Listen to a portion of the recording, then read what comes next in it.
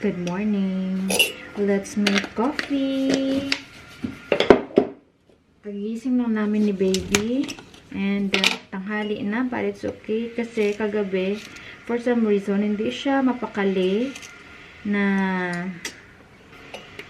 hindi siya makatulog kagabi ng maayos, actually.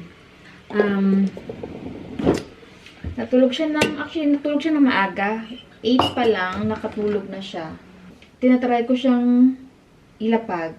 Pero ayaw niya magpalapag. Umiiyak siya pagka nilalapag ko na. Ang tagal kong tinatry na ilapag siya. And then, ayun na, nung nailapag ko na siya, mga bandang 9 na ata yun. Lumabas na nga sana ako para kumain. Hala, pagtingin ko sa kanyang, monitor. Yung bata. Gising. Yung gising talaga siya. Kaya ang ginawa ko, kinuha ko na lang siya. Kasi sabi ko, sige, maaga pa naman. Kasi alas 9 pa lang naman eh. Sabi ko, ang itatagal nito hanggang mga 11. So, kinuha ko siya guys. And then, kumain kami ni George. Nag-dinner kami. Shh! Me! Dinner kami, no. Hanggang sa, alam mo, parang walang kapaguran yung bata. Ayaw niya matulog. Late na siya nakatulog. Alas 12 na. Meron tayo ditong gulay. Ito yung binigay na naman sa amin kahapon, guys. Meron tayong eggplant and then sitaw na naman. Then meron ako ditong, ano pa to? Tagal na itong kalapasa na to. I don't know if it's still okay inside. But outside, it's still okay. So, we will see now. Naingay na naman yung ating ano dyan. Bata-bata dyan. Okay pa siya, oh. So, good.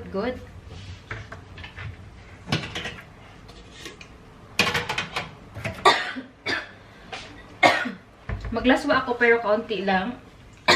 Makati na lamunan ko. Konti lang yung aking ilalaswa. Kasi, ako lang naman yung kakain. Meron ditong leftover na pizza from last night. Ito yung ipapalunch ko kay George.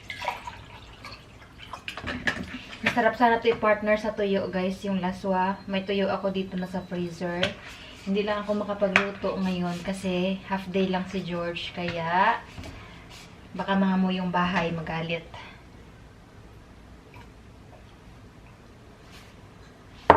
Pero nung buntis ako, napagbigyan ako ni George magluto ng ng tuyo. As in, grabe yung crave ko nung time na yun. Napagbigyan niya ako. Kailangan mabuntis ka para pagbigyan ka sa tuyo na yan. Hindi pa nakapag-nap yung bata kasi nga 'di ba late kaming nagising. Unahin ko nga muna tong sitaw, bataw, patani.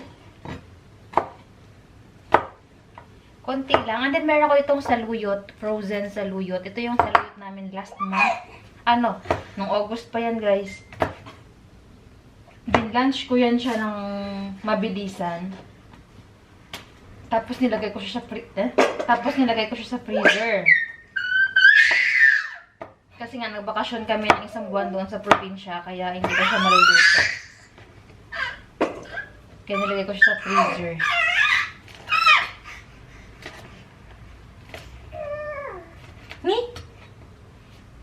Mama will cook. Konting laswa lang.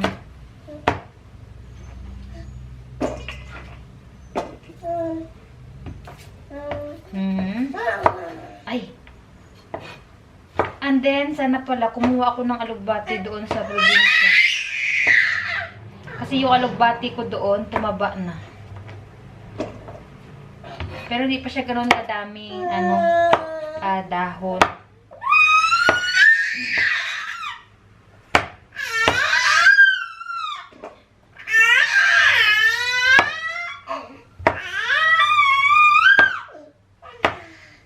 Kasi kaka-recover pa lang ng alugbati from sobrang init, 'di ba, last month. Ngayon medyo nagko-cool down na. Kaya tumataba na yung alugbati ko. So kahit wala akong okra, okay lang kasi meron akong saluyot.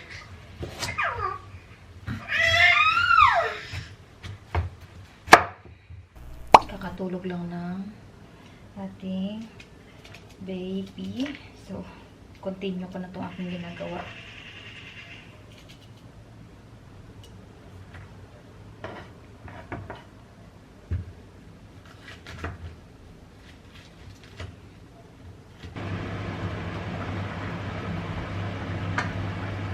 Gising na yung bata sa loob, pero hindi muna ako pumasok sa room para makapagluto ako or para makontinue ko tong aking pagluluto.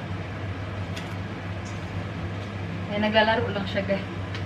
Parang may pikansi, naglalaro lang siya.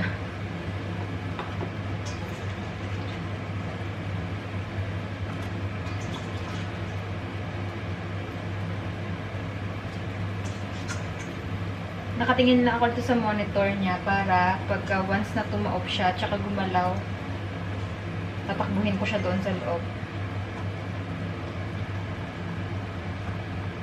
Naglalaro lang siya.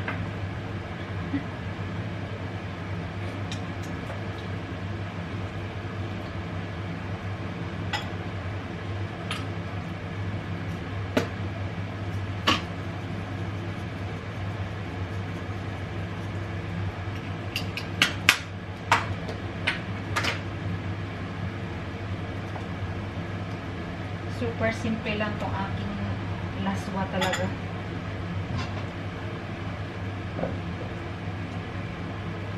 Tuwad-tuwad na yung bata.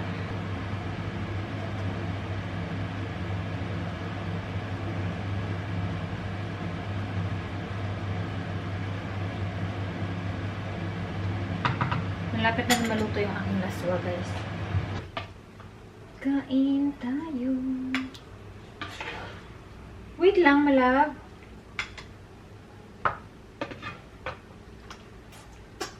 Wow. Sarap yung laswa ni Mama.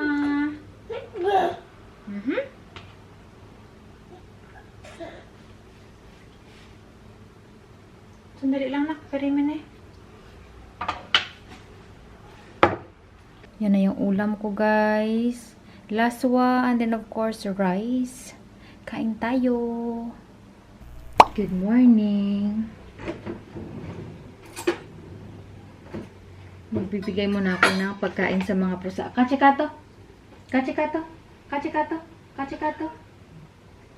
Magbibigay muna ako ng pagkain sa mga pusa bago ako mag-asikaso ng aking breakfast. Kasi, tingnan nyo, pag hindi nyo sila binigyan ng pagkain, para sila mga nababaliw. So, unahin ko na sila. Kasi kanina pa tong mga to. Pabalik-balik sa kwarto. Pagka, pagka yung hindi pa naman kami lumalabas ng kwarto ng bata. Itong lalaking pusa, nangangatok talaga sa kwarto. Kaya imbis na minsan tulog pa yung si baby. Nagigising dahil sa pangangatok niya sa pintuan.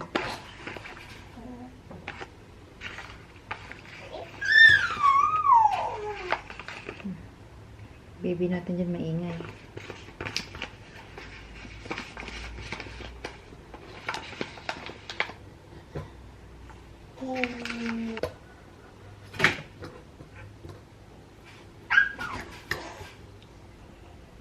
Chip Chanel, pini ka to.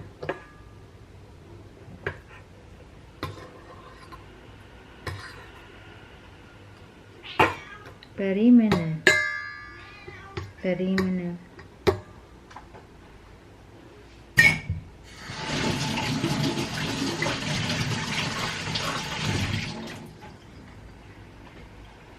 Hey! Behave lang yung baby ko. Tame? Tame? Nela. Nela.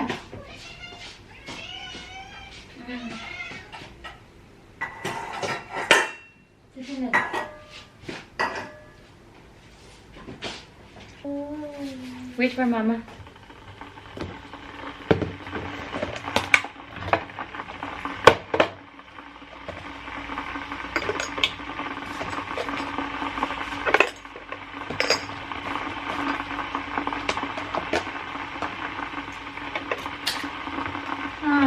na. Tinapon talaga niya. Magaling, magaling, magaling, magaling. Magaling na bata. Tinapon niya yung kanyang pipila, yung kanyang pacifier.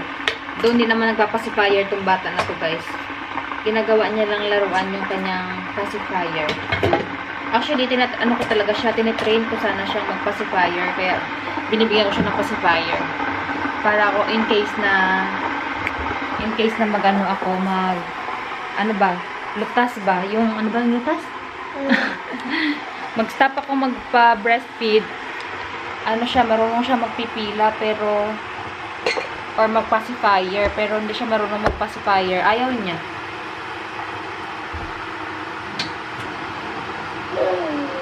Pacifier niya.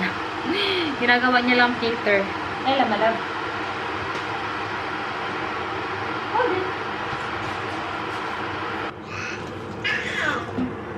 Yung kusina, kahit anong gawin mong pag-aayos sa gabi, pagka umaga, makalat pa rin.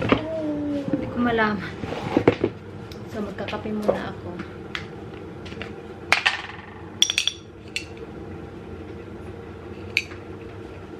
Check ko pa to kung ano.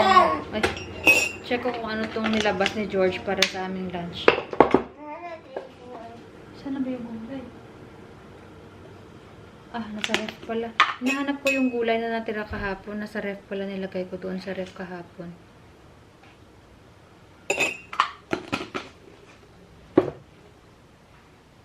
Nagawa sana ako ng banana hot cake. Pero wag na lang kasi nga marami kaming kolorakia. Basta bahala na. Ito yung kailangan kong ubusin. Hindi naman ubusin. Kailangan kong kainin. Kasi marami. Hindi naman masyadong kinakain ni George. Galing kasi to sa aking binan. Kaya marami. Grabe siya magbigay kasi guys ng mga kung anong pagkain. Ang dami. Ayun o. Ang dami pa nito. Tada! Ay, nako. Hindi naman ako mahilig sa ganito kasi nga medyo, alam mo yun, parang sapnot. Parang masapnot sa bibig. So, kumuha ko ng dalawa. Hindi ko alam kung mauubos ko to kasi parang nauumay ako. Let's go, my love! Yung kumot ni George, nakikita niyo pa. Dito kasi siya natutulog sa labas, kaya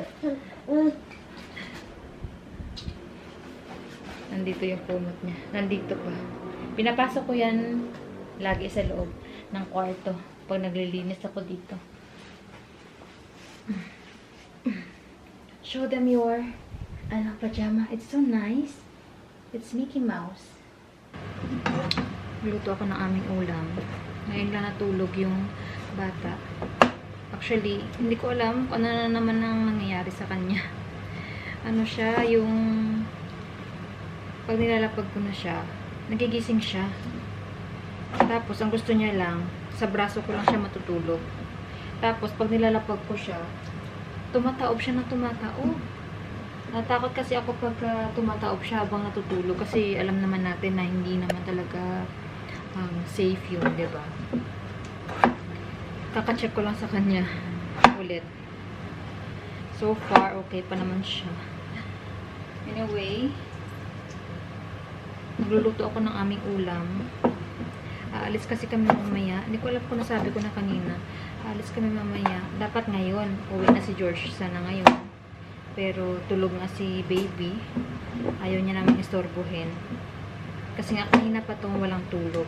Nagnap siya kanina pero sa braso ko nga lang. Ngayon, hirap na hirap akong patulugin siya ulit. Ang liit ng carrots. Luluto ako guys ng mechado. Dapat ang gusto ni George, adobong sitaw. Pupuntahan kami mamaya guys. Tsaka ko na i-chika sa inyo kung ano yun. Sa na lang. Another video na lang. Kung ano yung pagkakaabalahan namin.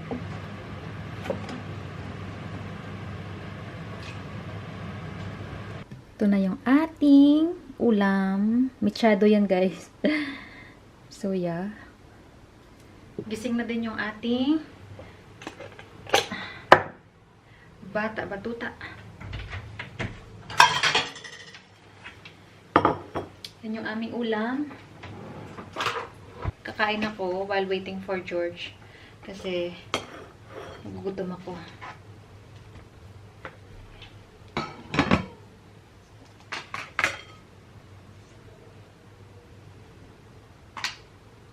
Mabilis lang naman ako kumain.